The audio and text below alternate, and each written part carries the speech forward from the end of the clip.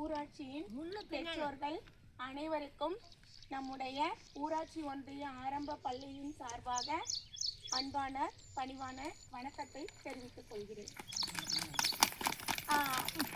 இப்போ நான் வந்திருக்கிறது ஒரே ஒரு விஷயம்தான்.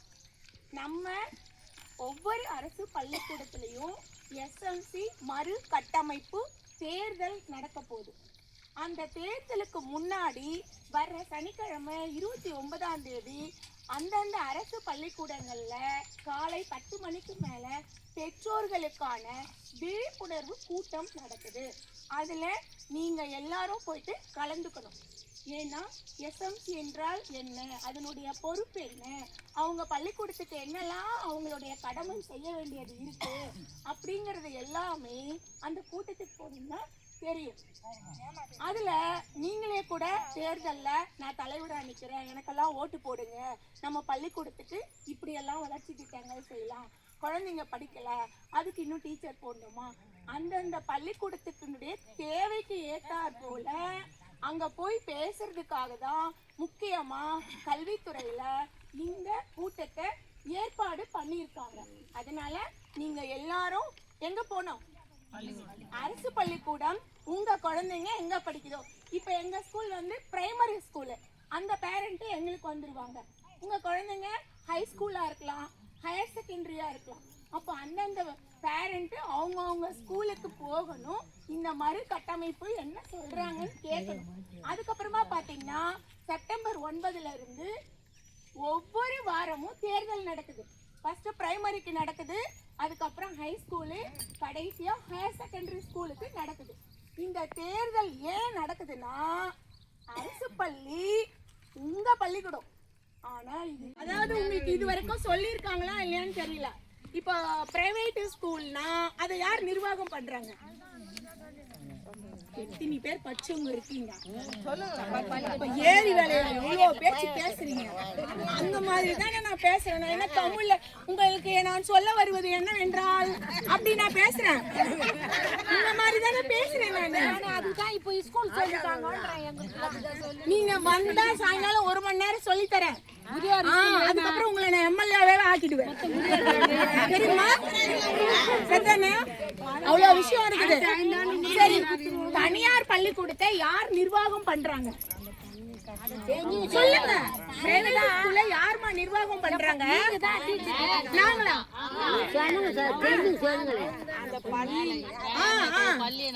அந்த பள்ளிக்கூடத்தை நடத்துற தாளாளர், கரஸ்பாண்டன்ட், பிரின்சிபால், அதுக்குன்னு அவங்களுடைய பள்ளிக்கூடம்.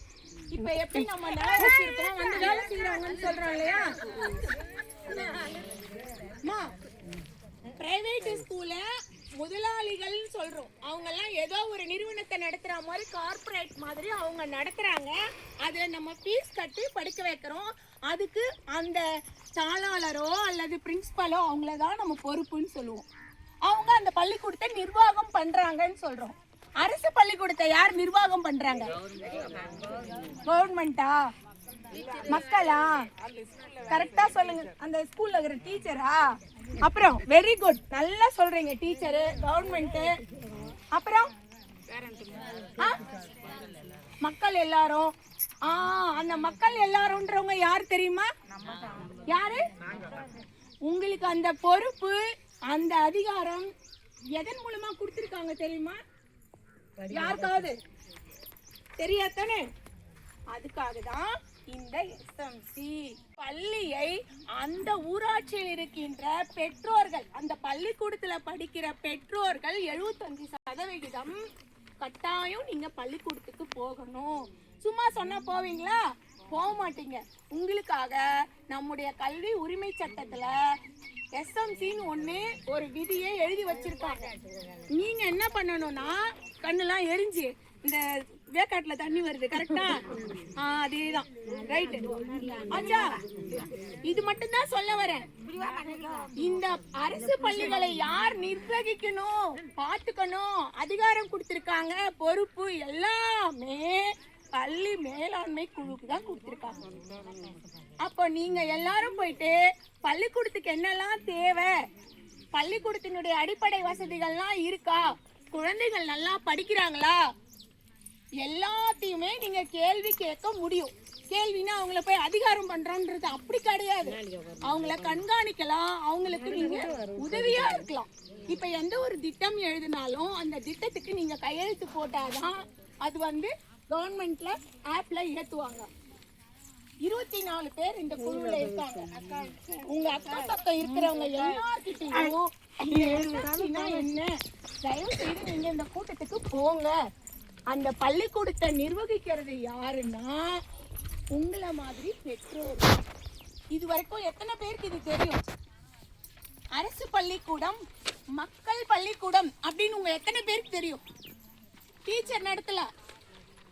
இப்ப எப்படி நீங்க கூலிக்கு வேலை செய்றீங்களோ உங்க ஊராட்சியில நாங்களும் கூலிக்கு வேலை செய்றோம். எங்களுக்கு யாரு எஜமான்னா யாரு? பசங்க தான் எஜமான். அவங்க வந்தாதான் பள்ளிக்கூடம், பள்ளிக்கூடம் நடந்தாதான் டீச்சரு, அப்பதான் சம்பளம். அப்ப குழந்தைங்க சம்பளம் கொடுக்குறாங்க, அவங்க கொடுக்குற சம்பளத்தை தான் நாங்க வாங்குறோம். இது எத்தனை பேருக்கு தெரியும்? ஆனா சும்மா பள்ளிக்கூடம், சும்மா பள்ளிக்கூடம், சும்மா கொடுக்குறாங்க. யாரும் எதுவும் நம்மளுக்கு சும்மா கொடுக்கல. கல்வி வரின்னு இருக்கு, அதையே நம்மளுக்கு முழுசா கொடுக்கல. அந்த கல்வி வரியில இருந்துதான் எல்லாமே கொடுக்குறாங்க. அது நம்மளோட உரிமை. நமக்கு கிடைக்கிறது எதுவுமே இலவசமே கிடையாது. அப்போ உங்களுடைய பணத்துல தான் எல்லாமே செய்யறாங்க. நீங்க தான் சம்பளம் கொடுக்குறீங்க. ஏன் எடுத்துமே கான்வென்ட்ல சேர்க்குறீங்க? எது சரியில்லை? எது சரியில்லை? பெற்றோர் சரியில்லை. கரெக்டா சொன்னீங்க, பெற்றோர் சரியில்லை. சரியான பெற்றோரா இருந்தா அந்த குழந்தை மேல 10,000 ரூபாய் போட்டு டெபாசிட் போட்டு அந்த பள்ளிக்கூடத்துக்கு அனுப்பிட்டு நீங்களும் ஒரு நாள் போங்க. அந்த பள்ளிக்கூடத்துல போயிட்டு அந்த குழந்தை படிக்குதா, அவங்க என்ன செய்யறாங்க, எல்லாத்தையுமே நீங்க கண்காணிக்கலாம். அவ்வளவு அதிகாரம் இதுல கொடுத்திருக்காங்க. அப்போ அரசு பள்ளிக்கூடம்ன்றது மக்கள் பள்ளிக்கூடம். இத நீங்க எல்லாரும் தெரிஞ்சுக்கணும். உங்க சொந்தக்காருக்கு சொல்லுங்க, உங்க பக்கத்து ஊருக்கு சொல்லுங்க, உங்க குழந்தைங்களையும் அரசு பள்ளிக்கூடத்துல சேருங்க. தயவு செய்து அரசு பள்ளிக்கூடத்துல சேருங்க. அப்ப நமக்கு அரசு பள்ளிக்கூடம் இல்லைன்னு சேர்த்து நாமெல்லாம் படிச்சோம் தானே? என்னம்மா நீங்க கம்முனே இருக்கிறீங்க, நல்லா தெளிவாதாங்கிற மாதிரி இருக்குது. கம்முனே இருக்கீங்க. நம்ம எல்லாம் அரசு பள்ளிக்கூடத்துல தானே படிச்சோம். அப்போ நம்ம பள்ளிக்கூடத்துல இல்லாத அங்க என்ன இருக்குன்னு நாம ஏன் சேர்க்கணும்? அப்ப அந்த வசதி எல்லாத்தையுமே இங்க கவர்மெண்ட் செஞ்சு கொடுக்குது. செஞ்சு கொடுக்கலன்னா செய்ய வைக்கிறதுக்கு தான் இந்த எஸ்எம்சி. உங்க பள்ளிக்கூடத்துக்கான எல்லா திட்டங்களையும் செஞ்சு கொடுக்கறதுக்கு தான் இந்த எஸ்எம்சி. நீங்க அந்த பள்ளிக்கூடத்தை நீங்க ஏத்துக்கலாம். இத்தனை விஷயங்களையும் மக்களுக்கு கொடுத்து அப்பயும் அரசு பள்ளி சும்மா பள்ளிக்கூடம், அங்க சரியாவே பள்ளிக்கூடம் நடக்காது, அது சரியாவே படிக்காது. இன்னும் ஒரு சிலர் கான்வென்ட் பசங்க அழகா பேசுதான் பாத்தீங்களா?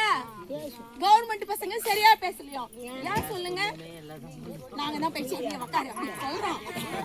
நீங்க தான் வீட்டுல சொல்றீங்க, நாங்களா அப்படின்னு சொல்றாங்க. பாத்தீங்களா? இப்ப பேரண்ட் கிட்ட இருந்து அந்த வார்த்தை வருது இல்லையா?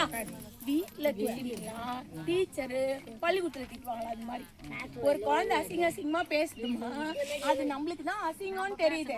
ஆனா அந்த குழந்தை அம்மா அப்பா தாத்தா பாட்டி பேசுறத பார்த்து பேசுமா? அவசியம் போங்க. இந்த மறுகட்டமைப்பு கூட்டத்துக்கு போனதுக்கு அப்புறமா உங்களுக்கு எல்லா விஷயமும் சொல்லிடுவாங்க.